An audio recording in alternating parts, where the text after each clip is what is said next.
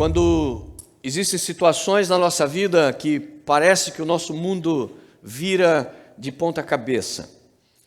Pode acontecer repentinamente, como no caso de um desastre, uma enfermidade, um desemprego, ou pode acontecer lentamente. Mas o fato é que existem situações na vida onde as coisas parecem que vão apenas caminhando de mal a pior. Parece que as coisas simplesmente não se acertam. E o nosso mundo então parece que vira, de repente, de cabeça para baixo. E neste momento, no nosso desespero também, nós temos a sensação de que Deus parece completamente ausente. Nós que cremos em Deus, o buscamos nesses momentos. E então nós começamos a clamar por sua presença, começamos a suplicar por seu socorro. E oramos. E quando a oração não resolve, nós jejuamos. E quando a oração e o jejum não funcionou, nós pedimos ajuda à igreja. Nós começamos a buscar conselhos. Nós começamos a fazer correntes de oração. E mesmo assim, parece que simplesmente Deus saiu de férias e nos esqueceu, justamente num dos momentos que nós mais precisávamos dele. Na linguagem de um dos salmistas, parece que o céu se tornou de bronze, como se tivesse se tornado numa cúpula, numa abóboda feita de metal e não dos gases que compõem a nossa atmosfera, de maneira que a nossa oração parece que está batendo e voltando. Deus parece não estar fazendo nenhum caso da nossa urgência, da nossa necessidade. Deixa eu perguntar aqui, antes da gente prosseguir, para que essa pregação não seja totalmente irrelevante. Estou falando alguma coisa que vocês já viveram, estão vivendo, ou isso só acontece comigo? Só comigo? Só acontece na França?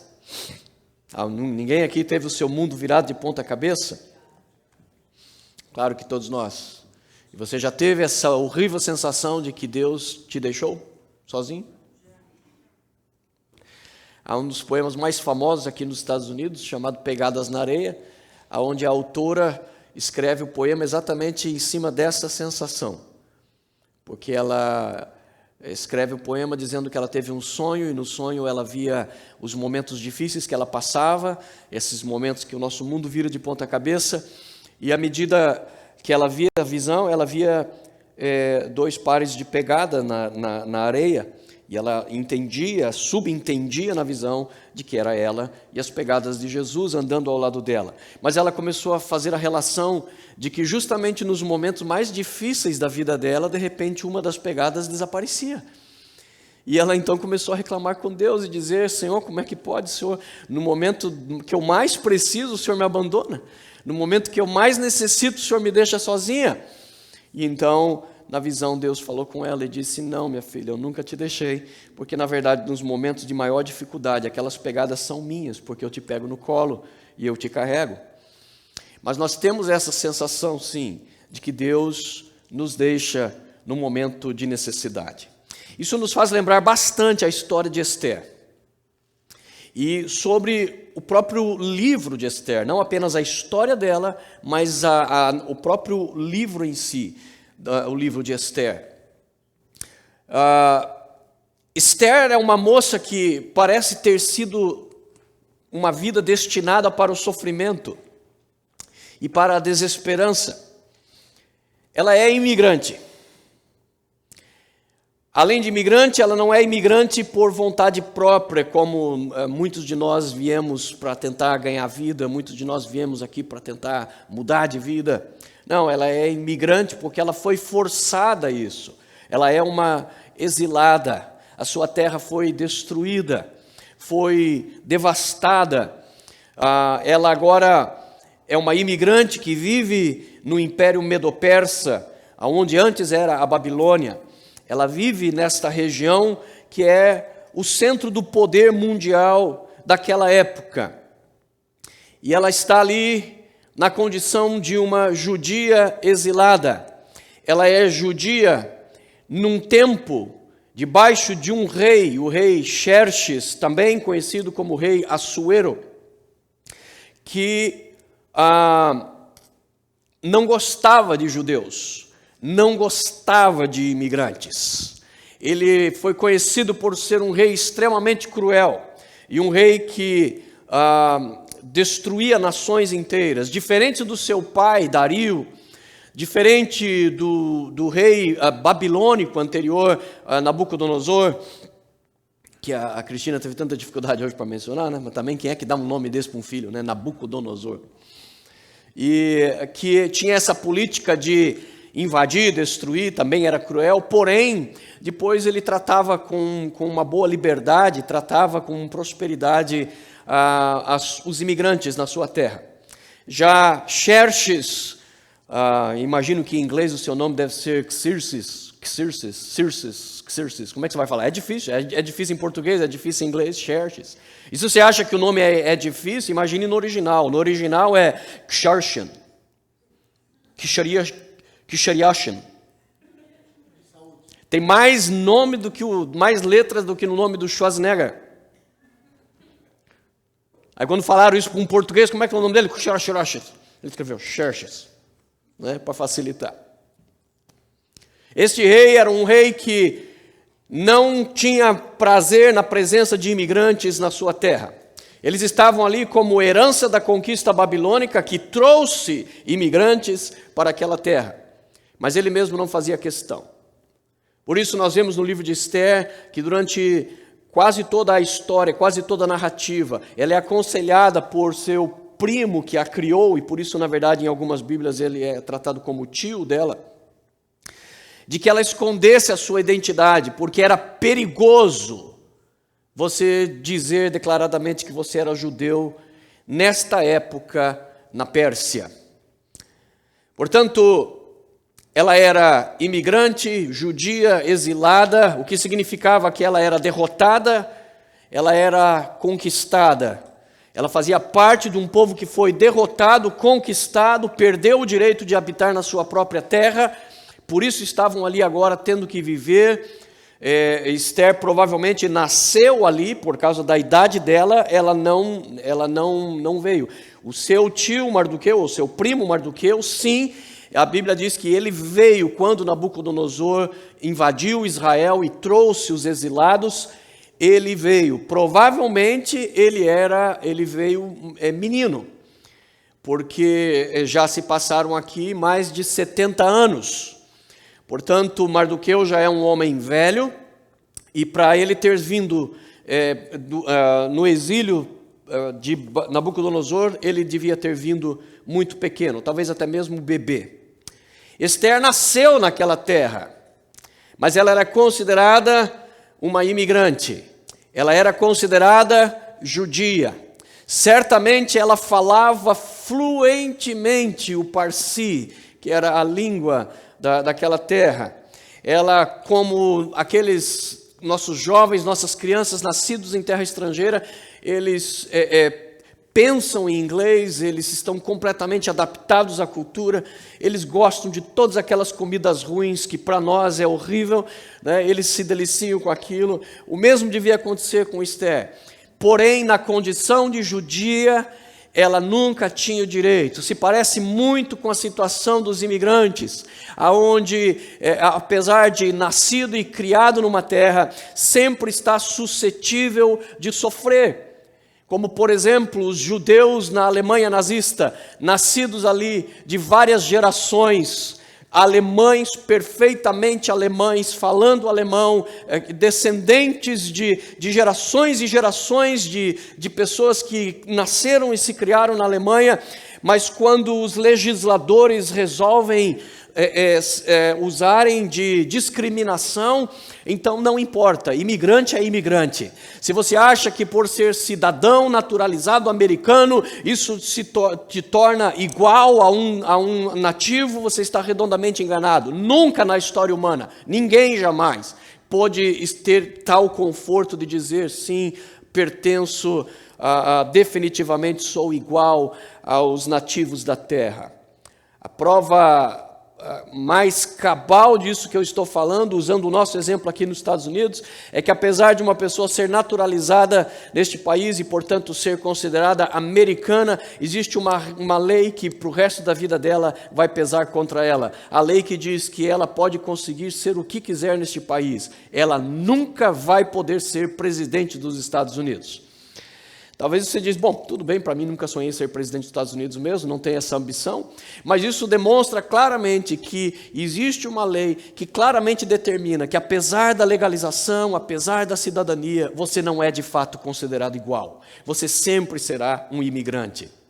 Com Esther não era diferente. Ela era uma imigrante, nascida ali naquela terra, ia provavelmente para as mesmas escolas, mas ela não era considerada da terra. E para piorar a situação, Esther era órfã. Ela perdeu seus pais, perdeu o pai e a mãe muito cedo, e por isso ela foi criada por Mardoqueu, o seu primo, a quem ela também chamava de tio, por causa da diferença de idade e pelo papel de pai que ele assumiu sobre ela.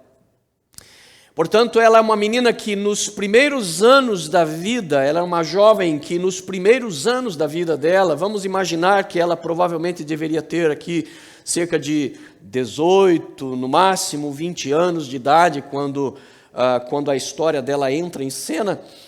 É bem provável, então, que os primeiros 20 anos dela tenham sido anos onde ela pensa, meu Deus, Deus parece que marcou um X nas minhas costas, para tudo que não presta, tudo quanto é ruim acontecer comigo. Eu sou judia numa terra em que não é bom você ser judia, eu sou exilada, eu sou imigrante, eu sou pobre, e além do mais eu perdi meu pai e minha mãe. Por que tanta desgraça tem que acontecer com uma pessoa só? Será que Deus não podia dividir as desgraças, né, de maneira uniforme com toda a humanidade, de maneira que todo mundo sofresse um pouco, mas não houvessem pessoas que sofrem tanto? E Esther era uma dessas meninas, Esther era uma dessas crianças que cresceu com o pesar de ter perdido mãe e pai. Ela provavelmente viu seus pais morrerem ou testemunhou o sepultamento dos seus pais. Não existe nenhum indício que ela tenha nascido, que os pais tenham de alguma maneira morrido quando ela era bebê, mas a narrativa dá a impressão, sim, de que ela conheceu bem os pais, portanto ela teve que carregar durante a sua vida a dor de quem perde os pais, o medo de uma criança que perde os pais. Eu não sei quanto a vocês, mas normalmente quando a gente recebe aqui a notícia da perda de um ente querido no Brasil, especialmente um pai, uma mãe, alguém muito próximo e de influência na nossa vida, eu pessoalmente, quando eu recebo essa notícia, eu tenho uma sensação de desamparo. Apesar de já ser adulto, apesar de já ter filhos, de lutar pela minha própria vida, pelo meu próprio sustento, mas a sensação sempre que me dá é a sensação de desamparo. Agora imagine-se na condição de uma criança. O que é para uma criança pequena perder os pais, ambos? O que é para uma criança se encontrar numa terra estranha e ter que lidar com tamanhas pressões e crescer desta maneira sem entender por que tanto sofrimento? Por que Deus, entenda a carga que ela carrega, ela faz parte de um povo que tenta entender por que Deus permitiu tamanha crueldade, quando Ele permitiu que o rei Nabucodonosor invadisse Israel, destruísse Jerusalém, matasse milhares de pessoas, destruísse o templo, destruísse os muros, destruísse a cidade, e então amarrasse, prendesse em correntes e levasse por milhares de quilômetros no meio do deserto aquele povo a pé até chegar na Babilônia, e lá eles estivessem pelas próximas décadas proibidos de voltar para a sua terra, forçados a viver numa terra estrangeira. Ela já nasce com essa herança, ela já nasce com essa carga, e depois ela tem ainda todas as demais cargas, que culmina com a morte ainda dos seus pais. O próprio livro de Esther também nos lembra essa sensação de quando o nosso mundo vira de ponta cabeça e que Deus parece ausente, porque há uma curiosidade no livro de Esther, que torna o livro de Esther diferente de qualquer outro livro da Bíblia. Ele é o único livro que aparentemente não inspira espiritualidade, por uma razão. Não existe no livro de Esther uma única menção do nome de Deus. É o único livro da Bíblia que não aparece o nome de Deus, nem sequer menção a ele, em lugar nenhum, em nenhum verso. O livro inteiro escreve e o nome de Deus não aparece. Não há qualquer menção, como por exemplo ao Altíssimo, vamos buscar um ser superior, nada, nem sequer menção da existência de Deus. O nome dele não está presente em nenhuma das palavras que aparecem no livro, e nem menções de que exista um Deus. Não existe nenhuma menção da palavra oração, não existe. Não existe nenhuma menção da palavra fé. Não existe nenhum verso bíblico sendo citado no livro de Esther. Não existe nenhuma noção, nenhuma menção de templo, culto, busca a Deus. O livro simplesmente está livre, completamente livre desses termos. O único termo que lembra a prática judaica, que lembra a prática cristã, que lembra a prática religiosa, é quando Esther pede que o povo de Israel jejue, mas não diz para eles orarem enquanto jejuam, não diz para jejuarem para algum Deus, apenas diz para que eles jejuem, para que eles não comam por 3 dias. Mas nenhuma palavra sobre buscar a Deus, orar, sobre ter fé, nenhuma menção de Deus nessas escrituras. Quando você lê o livro de Esther e realiza isso, de que Deus está completamente ausente, a menção de Deus está completamente ausente do livro, portanto, concluímos que está completamente ausente da própria história de Esther. Nós temos, a princípio, uma sensação de que, como nas circunstâncias da nossa própria vida, Deus parece estar completamente ausente da história de Esther. E é aí que nós vamos precisar usar uma técnica nova para descobrir Deus neste livro, na história de Esther e na tua e na minha história. Durante muito tempo, os investigadores policiais tinham dificuldade para elucidar um crime, quando não havia testemunhas, quando não havia flagrante do crime, para conseguir identificar quem fez um crime, ou seja, para tentar colocar a pessoa naquela cena do crime. Se não houvesse o flagrante ou a testemunha, aquele era um caso, na maioria das vezes, sem solução. Até que surgiu uma nova técnica que foi desenvolvida, foi tornada como um instrumento de investigação a partir de um homem chamado John Edgar Hoover. Ele é o responsável praticamente pela criação do FBI. E ele foi o primeiro que começou a usar as técnicas de começar a juntar a identificação dos fingerprints, das impressões digitais das pessoas em cartões, de maneira que aqueles cartões pudessem ser usados para encontrar, para elucidar os crimes. Porque começou-se a entender que as digitais que nós temos nos nossos dedos são absolutamente únicas. Ou seja, num mundo onde hoje existem 7 bilhões de pessoas, não existem 2 pessoas com as mesmas digitais.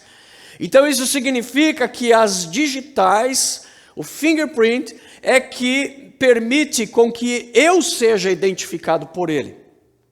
Assim, percebeu-se que como num copo, numa garrafa, num móvel, numa haste como essa, quando eu ponho minha mão, a marca do meu fingerprint fica ali.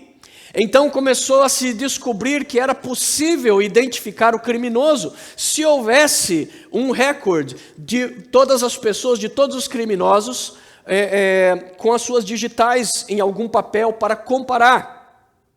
E então Hoover começou a trazer isso, que começou a revolucionar o mundo das investigações. Esta nova tecnologia de identificação fez com que uma pessoa pudesse ser encontrada dentro de um cenário, mesmo quando ela não está mais lá. Porque simplesmente quando se achavam as digitais em algum lugar daquela cena, eles podiam então, de alguma maneira, copiar aquela digital e trazer para o escritório da polícia e ali comparar com os cartões de digitais. E então era possível, com 100% de certeza, descobrir que uma pessoa esteve no lugar. Não 100% de que aquela pessoa pode ser o responsável pelo crime, mas com certeza é possível saber, com 100% de certeza, que uma pessoa esteve no lugar se você encontrar naquele lugar as digitais daquela pessoa.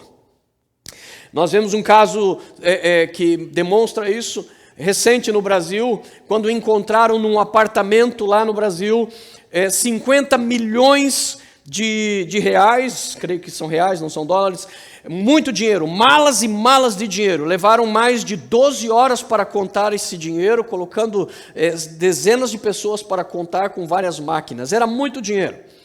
E então, os investigadores encontraram num pequeno pedaço de plástico, metade do fingerprint de um homem chamado Gedel Vieira Lima, um político de grande influência no Brasil. E aquela foi a conexão dele com aquele dinheiro ilícito. Ou seja, com aquela meia digital, com aquele meio fingerprint, foi possível dizer com 100% de certeza que aquele homem estava ligado àquele dinheiro. O livro da Bíblia de Esther não tem nenhuma menção do nome de Deus, nem de oração, como eu disse, nem de qualquer termo religioso. Porém, as digitais de Deus aparecem em todo o livro. Assim como na própria Bíblia, de maneira geral, você consegue identificar as digitais de Deus, no livro de Esther está repleto. Deus quis ser identificado naquela cena daquele crime. Deus colocou todas as digitais dele, do começo ao fim. Você não vê o nome de Deus, mas você vai ali com uma lupa e fala: rapaz, olha só, Deus esteve por aqui. Olha só, Deus esteve nessa situação. Deus esteve nesse momento em que Esther pensava que a vida dela era uma desgraça, que a vida dela não tinha possibilidade nenhuma de mudar. Com análise do fingerprint que nós encontramos no livro de Esther, é possível identificar Deus claramente participando de toda a história de Esther. Quando nós olhamos na nossa vida, da mesma maneira, quando nós não conseguimos escutar a voz de Deus, não conseguimos encontrar Deus ou identificar Deus nas nossas circunstâncias, quando nós começarmos a observar alguns detalhes nas circunstâncias da nossa vida, nós vamos começar a identificar as digitais de Deus. Eu disse que a Bíblia tem as digitais de Deus. Como? Porque ela tem uma das digitais que é a unidade. Se você não sabe, a Bíblia não foi escrita por um cara que sentou e falou: vou escrever a Bíblia, e começou a escrever Gênesis e terminou lá em Apocalipse. Não, ela não foi escrita em alguns meses. A Bíblia de Gênesis e Apocalipse levou 1.600 anos para ser terminada. É tempo para chuchu. E ela não foi escrita por um só homem. Ela foi escrita por mais de 40 homens diferentes. Esses homens possuíam backgrounds totalmente diferentes uns dos outros. Moisés, por exemplo, era um príncipe que escreveu os 5 primeiros livros da Bíblia. Josué, que escreveu o 6º livro da Bíblia, ele era um guerreiro, ele era um homem, um soldado. Quando nós vamos para o livro de Juízes, ele foi escrito por um juiz, que era um governante. Quando nós vamos para Daniel, nós temos um estadista, mas quando nós vamos para Naum, Naum era um boiadeiro, era um cowboy. Quando nós vamos para as epístolas de Pedro, nós temos as epístolas de um pescador. Quando nós vamos para a epístola de Lucas, para o evangelho de Lucas e o livro de Atos, nós temos os escritos de um doutor, um médico. Quando nós vamos para as cartas de Paulo, nós temos as cartas de uma das mentes mais brilhantes que já passou por este mundo, de um dos homens mais geniais que já existiu nesse mundo. Mas quando nós vamos para a carta a epístola de Marcos, no original em grego, é um livro cheio de erros gramaticais. O grego está escrito todo errado, todo torto. Parece o pastor Edilson traduzindo aqui o louvor para o inglês. É todo quebrado, todo truncado, porque Marcos, coitadinho, fez um esforço danado para tentar puxar todo o grego que ele tinha para poder escrever essa carta, e a razão disso é porque, na verdade, ele estava escrevendo o que o Pedro pediu para ele escrever. Marcos, na verdade, é a epístola que Pedro, são as memórias de Pedro que ele trouxe para Marcos. E o Marcos todo constrangido diz, mas eu não entendo, é complicado o grego para mim ainda, eu entendo o que eles falam, mas ainda não sei falar direito, escrever é muito pior. E o Pedrão dizendo ali, não, mas eu preciso, escreve aí, vai, faz uma força. E é isso que você vê na Bíblia, você vê o esforço de muitos homens. Certamente para Moisés escrever, para Paulo escrever era fácil, mas não era fácil para Naum, não era fácil para Marcos, não era fácil para Pedro. E aqui nós vemos a digital de Deus, porque muitas pessoas vêm para você hoje e dizem assim, não dá para acreditar na Bíblia, porque a Bíblia é um livro que foi escrito por homens. É claro que foi escrito por homens, porque até onde se sabe, entre todos os animais que existem no mundo, entre todos os mamíferos, o único que sabe escrever é o homem. Porém, aqui está a digital de Deus. A unidade que esse livro possui te dá a impressão de que esse livro foi escrito por uma só pessoa. Você já não teve essa impressão antes de você saber essa informação? Eu tive isso. Quando eu li a Bíblia, eu imaginava, alguém começou a escrever, tinha muito tempo, escreveu a Bíblia toda. Quando eu soube que 40 pessoas diferentes escreveram, eu falei, não é possível. Como é que pode? Imagine um livro que começou a ser escrito por Fernando Henrique Cardoso, que era um professor de sociologia, reconhecido na França como professor de sociologia, foi presidente do Brasil. Imagina ele começar a contar fazer um livro contando a história do Brasil, e depois ele é sucedido pelo presidente Lula. E o Lula vai escrever a continuidade daquele mesmo livro. Como é que você vai ver? Primeira coisa que o Lula faria, ele desmentiria tudo o que o Fernando Henrique escreveu. Ele falou, um mentiroso, sem vergonha, ladrão. Agora eu vou contar a verdadeira história do Brasil. A verdadeira história do Brasil começou quando eu nasci.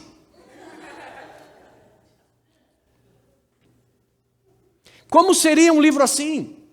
Agora imagine um livro que levou 1.600 anos para escrever, foi escrito por 40 homens com um background tão diferente, e quando você olha, mesmo o iletrado Pedro, mesmo o semi-analfabeto Marcos, quando colocadas as escrituras juntas, você não consegue saber quem escreveu o quê, porque você vê exatamente a mensagem de Deus sendo transmitida, uma unidade tão perfeita. Aquilo que Moisés escreveu, João lá, quase 2000 anos depois, confirma. Não existe incoerência, não existe contradição na Bíblia. Filósofos, ateus já tentaram de toda maneira mostrar que a Bíblia está cheia de erros, que a Bíblia contém contradições, e não conseguem, porque quando eles apontam uma contradição, sempre aparece alguém que estudou a Bíblia mais do que eles, e para dizer não, quem está enganado é você. Você é que não conhece o que você está criticando. Não há contradição alguma nas Escrituras, porque esta é a digital de Deus. Não há nenhum livro no mundo assim.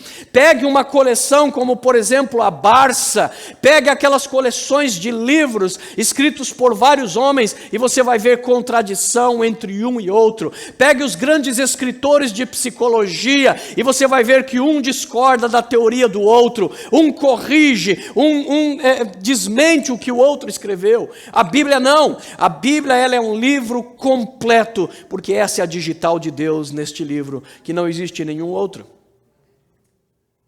Nós temos a digital das profecias.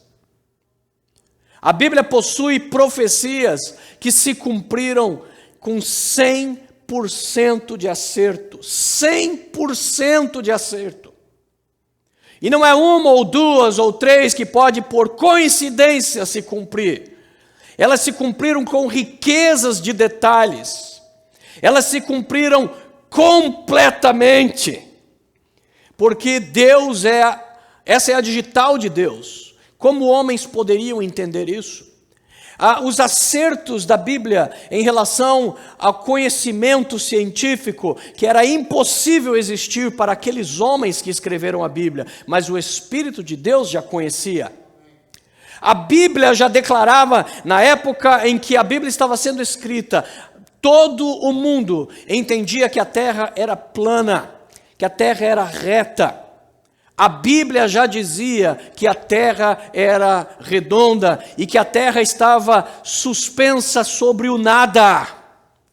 Suspensa sobre o nada, ou seja, que a terra flutuava no universo. A concepção dos grandes gênios gregos, dos grandes gênios egípcios, dos grandes gênios romanos daquela época, é que a terra era como uma mesa, era uma plataforma retangular, sustentada sobre, aí vai de país variava de país para país, sustentada sobre colunas de pedra. Uma dessas grandes nações acreditavam que a terra era sustentada sobre as costas de uma tartaruga gigante.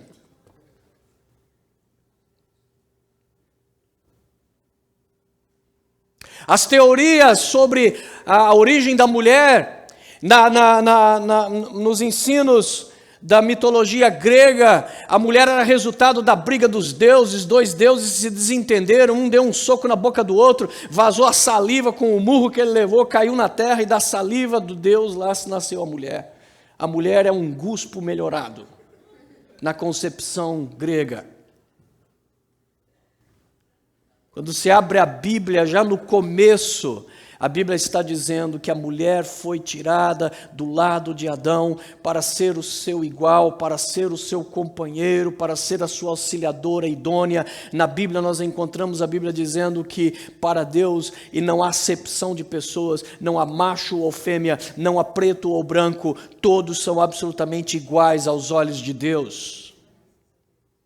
O que dizer da previsão de Isaías, que dizia que Deus estende o universo, Deus estende os céus, como uma mulher estendendo as suas cobertas na cama. Ele está falando de expansão. Isso só foi descoberto há menos de 30 anos atrás, de que o universo está em expansão. Quando descobriram a teoria do Big Bang e comprovaram que o universo começou realmente com uma grande explosão, e como no universo não existem forças para parar o movimento, então significa que se o universo começou com uma explosão, aquilo que expeliu as coisas para longe, esse movimento deve ser contínuo. Então isso significa que o universo continua crescendo, o universo está em expansão.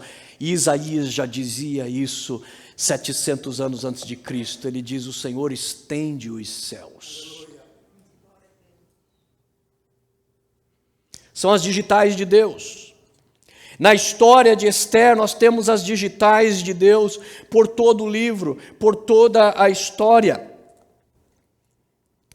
Por causa dessas digitais de Deus, a Daça vai brilhar. Ela vai sair da escuridão e vai brilhar. Talvez você esteja perguntando: quem é essa fulana? Quem é Hadassah? Hadassah é Esther. Esse é o nome dela verdadeiro. Hadassah. Hadassah significa murta. Murta é um bush, de um vegetal sem graça, uma moita sem importância. É esse o nome dela. Uma moita. Hadassah.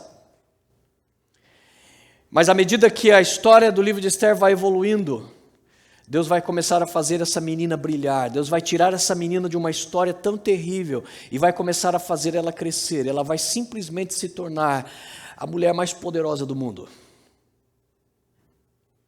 O nome dela vai ser mudado para Ishtar. Ishtar. Que à medida que vai sendo pronunciado e transferido para outros idiomas, vai mudando aos poucos, então vai se tornando Ishtar, Esther. Star, estrela. Esse é o nome dela. Ela vai se transformar de uma murta, de uma moita, em uma estrela. Porque Deus está com as suas digitais sobre a vida de Esther. Leia comigo, Esther capítulo 1. E nós vamos ver que a providência é a digital maior de Deus, na qual você pode identificar Deus na vida de Esther e na tua vida. A providência, não a coincidência, não a sorte, a providência. Você consegue identificar que Deus, muitas vezes, Ele não está falando. Você consegue identificar que Deus parece que se ausentou, mas de repente você consegue ver a providência de Deus na tua vida, e aquela é a digital de Deus, de que Deus está presente, e de que Deus está trabalhando. Ele está trabalhando muitas vezes de boca fechada, sem te falar, sem te responder, mas Ele está agindo na sua vida através da providência. Foi no tempo do rei Xerxes. Esse homem é simplesmente o homem mais poderoso da terra naquele momento. Ele é filho de Dario. Dario foi o homem que invadiu e conquistou o maior império do momento, que era a Babilônia. Ele conquistou, invadiu, tomou posse, e a Babilônia deixou de existir e se tornou, a partir daquele momento, parte do Império Medo-Persa. Xerxes é filho de Dario. Uma curiosidade a respeito desse rei Xerxes é que ele é aquele rei do filme 300. Ele é aquele homem que enfrentou, cujos exércitos enfrentaram os 300 Espartanos. Este homem é um homem poderoso, é um homem sanguinário, ele tem todo o poder, é um homem que pode fazer o que ele bem entender. Só havia uma coisa que o detinha, eram as leis medo-persas. Era a única coisa que detinha o poder desse homem. Ele era um homem cruel. Ele era um homem que ele convocou as pessoas para irem para a guerra, e um dos seus ministros, quando ele viu que todos os seus 7 filhos estavam sendo convocados para a guerra, e inclusive ele próprio, ele suplicou ao rei e disse: rei, por favor, deixe que apenas um dos meus filhos fique aqui, para caso morra todo mundo, pelo menos a minha herança prossiga, a minha família prossiga. O que esse rei fez? Ele pegou aquele filho, mandou cortar ele no meio e colocar nos portais, metade do filho num lado da porta da cidade, o outro lado, para que a família toda passasse entre os 2 pedaços do filho, para lembrar que aquele rei não é um rei de misericórdia. Ele era um homem simplesmente que tinha o maior poder bélico, o melhor arsenal e as maiores riquezas. Não havia coisa que esse homem não pudesse comprar. Não tinha iPhone novo que para esse homem tivesse que pensar 2 vezes por causa do preço. Simplesmente a riqueza era absurda na vida deste homem. Este homem tinha poder, ostentação e opressão. Ele oprimia com a sua riqueza. Para você ter uma ideia, a Bíblia nos apresenta um pouco dessa riqueza e desse poder opressor, quando diz que esse rei, num momento em que ele está muito feliz e com muitas vitórias, ele resolve fazer um banquete, ele resolve fazer uma festa, let's party. E então ele resolve fazer uma festa, só que a Bíblia diz que a festa dele durou 180 dias. Quanto tempo é isso? Em meses? 6 meses de festa.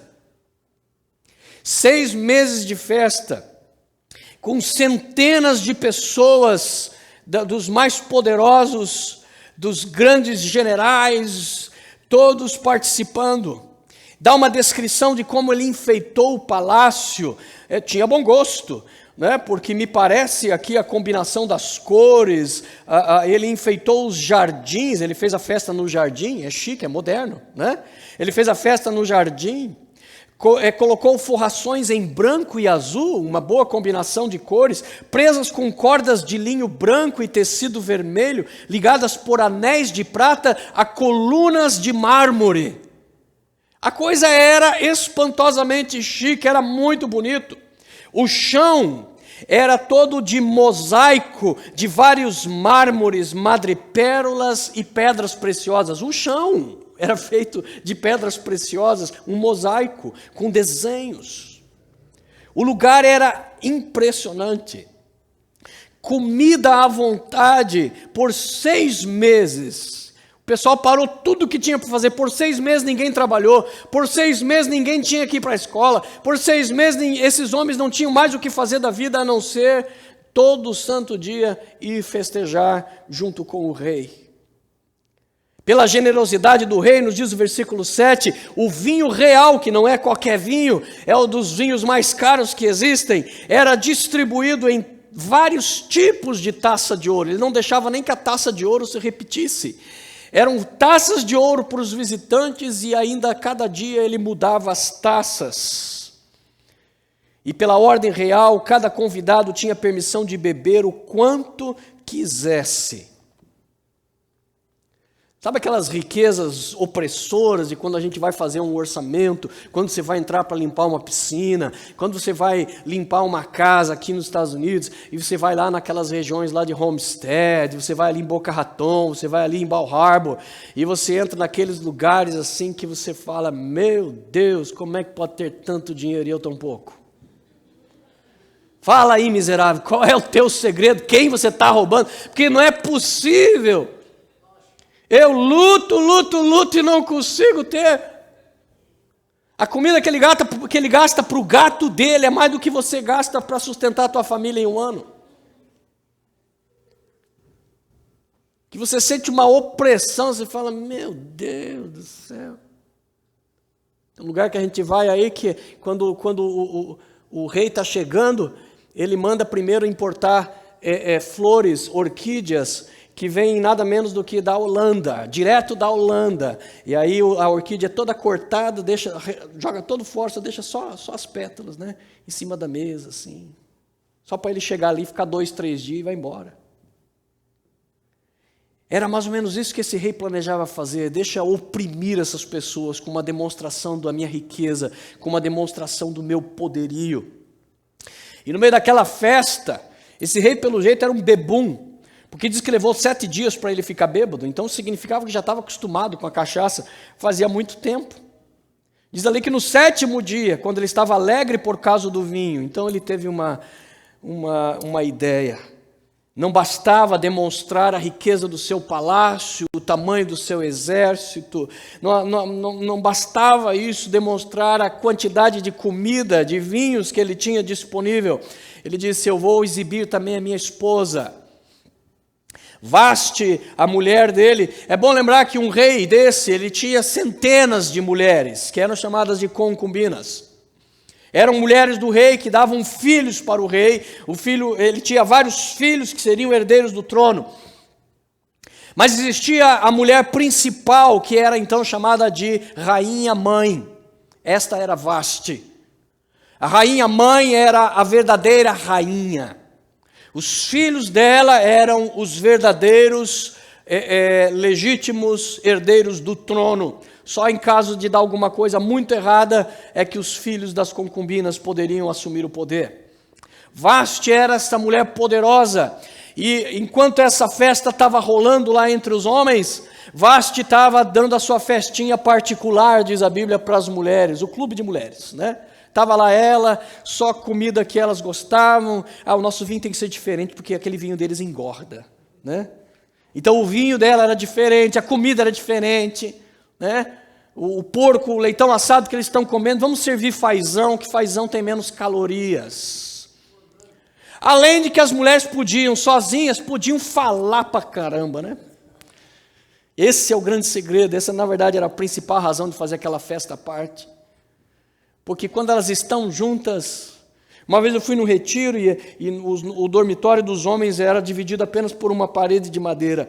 Então do lado de cá estavam os homens, onde eu estava, é claro, mas nós podíamos ouvir as conversas das mulheres do outro lado da parede. A gente nem precisava encostar o ouvido. E ali eu percebi a diferença do homem e da mulher quando estão juntos. Quando o homem está junto num recinto, a conversa do homem é assim. O homem A fala, e os outros, ha. Então o homem B fala, acrescenta, e os outros, ha. Então o homem C fala, e os outros concordam, riem ou discordam. Então o homem D fala. Quando você está numa sala onde só existem mulheres, do A ao Z, todas falam juntas. E Vasti está lá com as mulheres e aquela festa, bagunça, fala, graças a Deus que aqueles homens brutos, está tudo lá se embebedando, vão deixar a gente sossegada. De repente o rei tem aquela ideia, traga Vasti aqui, porque eu quero exibi-lo, eu quero mostrar o mulherão que eu tenho, eu quero mostrar a beleza da minha mulher, eu quero botar inveja nesses homens todos. Ele queria exibir Vasti como um troféu. E aqui nós vemos a indignação providencial desta mulher, ou seja, a providência de Deus, a digital de Deus está em fazer com que essa mulher tivesse uma dignidade que trouxe problemas para ela, mas que trouxe a bênção para Ester e a salvação para Israel. Porque quando Vasti recebeu o chamado através dos servos de que o rei queria exibi-la, ela ficou tão indignada com aquilo, ela falou, o quê? Esse rei está pensando que eu sou um bibelô, ele está pensando que eu sou um objeto, que ele pode simplesmente me expor por aí. E ela disse, diga ao rei que eu não vou. Você não tem ideia do que é isso. Era você provocar o homem mais poderoso do mundo, que estava bêbado. Era você provocar um homem que podia simplesmente mandar com que aqueles mesmos servos voltassem e cortassem a cabeça daquela rainha. Mulher para ele não era problema, ele podia arranjar outra mulher a qualquer momento. Mas aquilo foi providencial de Deus, porque é pelo coração de uma mulher ímpia, uma mulher que não tem Deus, mas é através disso que Deus está começando a manipular os maiores poderes que haviam na terra, para começar a desviar esses poderes para o benefício do povo dele. Quando ele faz com que Vasti simplesmente se recuse, e ela diz, eu não vou, e a Bíblia diz então, que neste momento, quando a notícia chega ao rei, de que Vasti se recusa a ir, a Bíblia diz que o rei ficou furioso e indignado. Esta fúria do rei também é uma providência de Deus. Deus permite que esse homem faça esta festa absurda. Deus permite que esse homem tenha a sua ostentação e demonstração de poder. Ele permite que na sua insanidade ele tente exibir a sua mulher como um troféu. Ele toca no coração de Vasti para que Vasti tenha a coragem de se recusar e dizer, não vou de jeito nenhum. E então Deus permite que esse homem seja tomado de uma ira enorme, porque esta ira, esta raiva que este rei sente neste momento, vai providenciar o caminho para Ester deixar de ser Hadassah e se tornar Ishtar, para ela se tornar de uma moita em uma estrela. E através de Ester, Deus vai simplesmente salvar toda a nação de Israel, como nós iremos ver nas próximas pregações. Portanto, aqui estão as digitais de Deus. O nome de Deus não precisa aparecer. Deus está mobilizando, Deus está agindo, Deus está tocando as peças, Deus está movendo as circunstâncias. E você vai percebendo isso à medida que a narrativa de Esther vai continuando. Na minha vida e na sua vida não é diferente, meu irmão. Quando você se encontra numa situação difícil, você não sabe para onde ir, você não sabe se você vai, se você fica, você não sabe se você corre ou se você anda, se cumpre aquela música, se ficar o bicho pega, se correr o bicho come, e você fala, eu não sei o que fazer, e de repente começam a acontecer algumas coincidências na sua vida, alguma pessoa, alguma circunstância acontece na sua vida, que no momento você não consegue ligar, no momento você não consegue identificar, que aquilo ali já é a mão de Deus na sua vida. Vou contar um exemplo bem fácil de você entender. Quando eu estava no Brasil e eu tinha decidido que eu iria sair da igreja onde eu estava, minha esposa estava grávida, estávamos esperando o Vitor, tinha um filho pequeno, o Mateus, que estava com menos de 3 anos, e agora eu estava simplesmente desempregado, sem saber o que fazer, sem saber para onde ir. Imagine um cara que simplesmente está perdido, não tem noção do que vai fazer.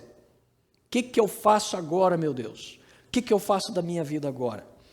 E de repente, num desses dias, foram vários dias de angústia, foi mais ou menos 1 ano de luta, mas num desses dias, um dia simplesmente comum, eu fui, juntamente com a minha esposa, a uma padaria, a padaria Grissini, que ficava lá perto da casa dos meus pais.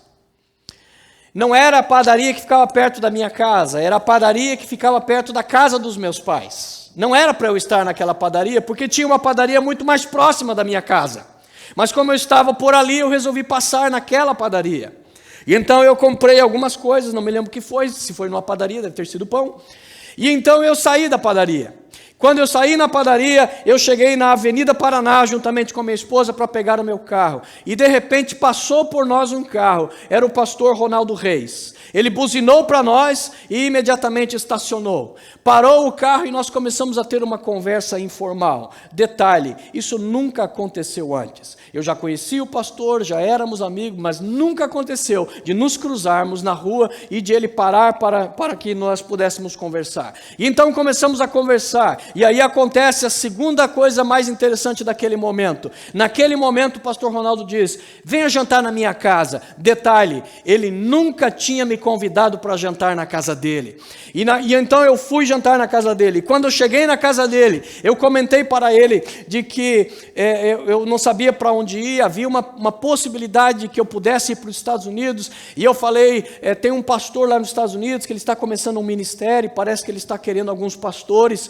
E no momento que eu falei o nome do pastor, ele falou, o quê? O meu cunhado? Eu falei, seu cunhado? Ele falou, é o meu cunhado. Deixa eu ligar para ele agora. E ele pegou o telefone e ligou na hora para aquele pastor. E ali foi fechado o meu destino para vir para os Estados Unidos. Percebe como é a mão de Deus? Ali eu já estava há 1 ano dizendo, Deus me abandonou, meu mundo virou de ponta cabeça, e Deus se calou, não encontro o nome de Deus no livro da minha vida, não encontro resposta nas minhas orações, mas as digitais de Deus começaram a aparecer, pelas coincidências, pelo cruzamento de pessoas, pelo cruzamento de situações, onde Deus começou a agir na minha vida, para mudar completamente a minha história. Então, na ira deste rei, a Bíblia diz ali no versículo 13, que ele manda chamar os especialistas em leis, os especialistas em direito. Veja comigo, versículo 13. Como era costume o rei consultar especialistas em questões de direito e justiça, ele mandou chamar os sábios que entendiam das leis, que eram muito amigos do rei. Os nomes deles aqui não interessam, então a gente pula. Eles eram os 7 nobres da Pérsia e da Média, que tinham acesso direto ao rei e eram os mais importantes do reino. E o rei perguntou para eles, de acordo com a lei, o que eu devo fazer com a rainha Vasti? Pela desfeita que ela me fez, pela desobediência dela, por ela ousar afrontar o rei, o que eu devo fazer? E aqueles homens então vieram com a seguinte proposta. Eles disseram no versículo 16: a rainha Vaste não ofendeu somente o rei, mas também todos os nobres e os povos de todas as províncias do rei Xerxes. Pois a conduta da rainha se tornará conhecida por todas as mulheres, e assim também elas desprezarão os seus maridos e dirão: o rei Xerxes ordenou que a rainha Vaste fosse à sua presença, mas ela não foi.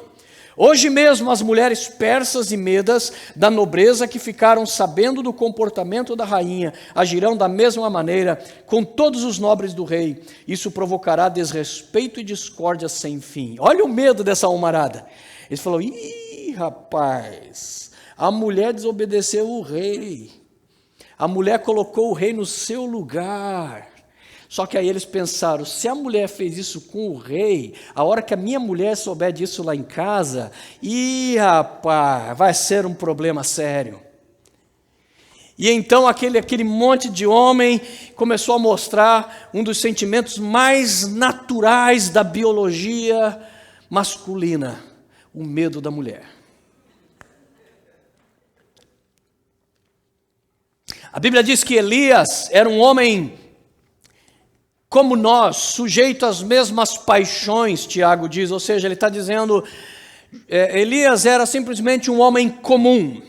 Apesar de ter feito coisas poderosas no espírito, ele era um homem comum. E a prova de que ele era um homem comum é que ele matou 400 homens, mas fugiu de Jezabel.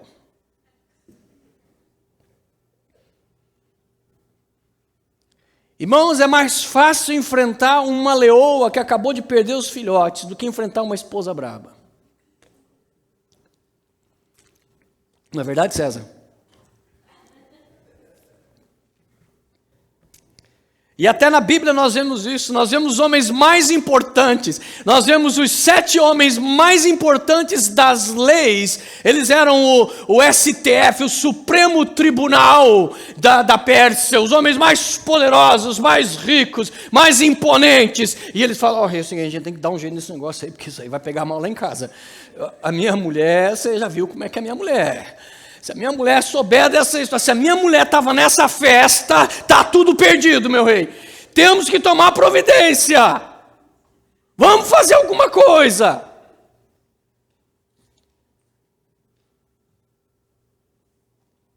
E então eles resolvem aconselhar ao rei que o rei deponha a Vaste, ou seja, que ele tire ela da posição de rainha-mãe. Ela, como provavelmente era mãe dos seus filhos, ele não a matou, ele não a tirou do harém, ele não a rejeitou, provavelmente ele nunca mais se relacionou com ela, nunca mais conversou com ela, mas ela continuou sendo uma mulher rica, sendo protegida, sendo guardada até o resto da sua vida, mas nunca mais pôde entrar na presença do rei, e por causa da sua decisão, ela foi deposta e perdeu o seu trono. Portanto, o trono, preste atenção, por causa da insanidade do rei, o trono da rainha-mãe ficou vago. E é aí que você vê as digitais de Deus por todo o lado. É Deus planejando e dizendo: era exatamente isso que eu queria, porque eu tenho um plano para esse trono. Eu tenho um plano para uma pobre menina que viveu os primeiros anos da sua vida achando que eu havia esquecido dela. Ela vai se sentar nesse trono. Finalmente, os conselheiros mandam para terminar o capítulo de uma maneira que eu acho extremamente humorística. Eles pedem que o rei faça um desembananamento por decreto. O problema das mulheres abacaxis, já disse o filósofo Cláudio Duarte, são os homens bananas. Quando o homem é banana, a mulher é abacaxi.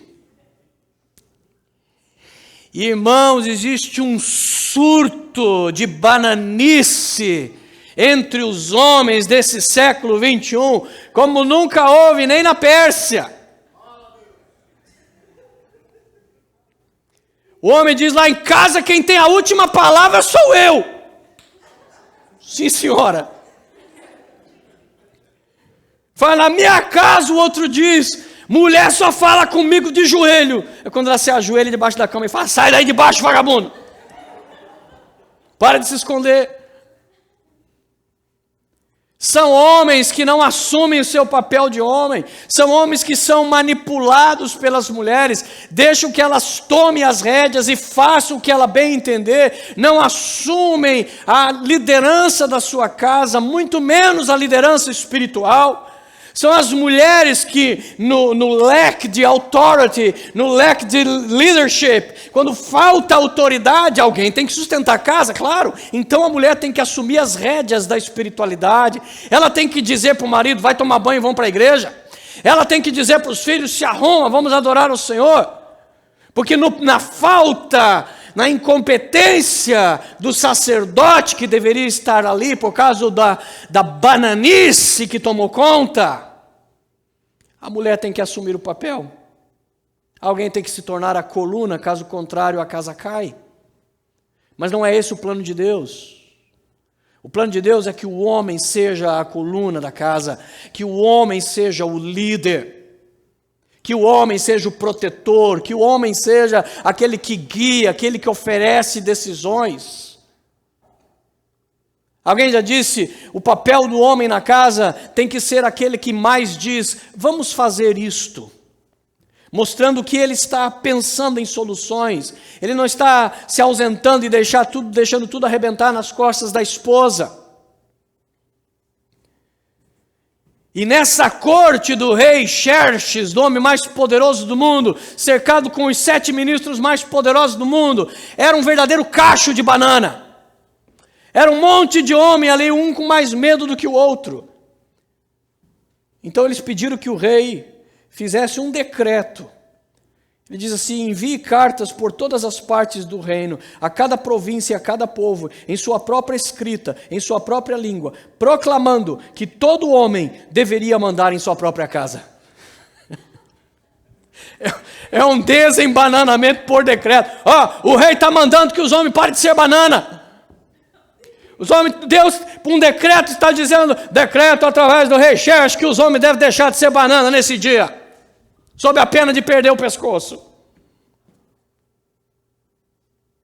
Que não seja por decreto, irmãos, seja por convencimento do Espírito Santo, que venhamos assumir o nosso papel como homens no nome de Jesus. O fato é que agora o trono está livre. Ainda vai levar alguns anos para que isso aconteça, mas o caminho para Esther está começando a ser aberto. Circunstâncias acontecem na sua vida onde você pode começar a identificar o fingerprint de Deus. Ele pode ter silenciado durante tanto tempo com você, mas observe a providência de Deus e você vai ver como Deus foi dando direção na sua vida. Observe como talvez, de repente, o mundo deu tantas voltas e você acabou estando aqui nesta noite, acabou se tornando membro desta igreja. Tente lembrar como é que isso aconteceu. Como é que foi que, de repente, Deus te encaminhou para cá? No começo dessa pregação eu perguntei quantos foram abençoados por essa igreja. Várias pessoas levantaram a mão, outros ficaram em dúvida. Né? Então, se isso aqui foi uma bênção para a tua vida, pare para pensar na providência de Deus, que talvez seja através de um convite de uma pessoa, talvez seja através de ter encontrado uma pessoa numa festa, encontrado uma pessoa na rua, que te disse, tem uma igreja boa lá. E você veio para cá e a partir daqui Deus começou a te abençoar. As digitais de Deus na sua vida, a providência de Deus, mostrando que você nunca esteve sozinho, Deus sempre esteve com você. Talvez você seja uma Adassa, você se vê apenas como uma pessoa que só tem sofrido, teu próprio nome é um nome que significa apenas uma moita, uma murta sem graça, que não produz fruta, não produz nada útil, ninguém come aquilo, não serve para nada. Mas na manipulação de Deus da sua vida, Deus vai começar a fazer a tua estrela brilhar.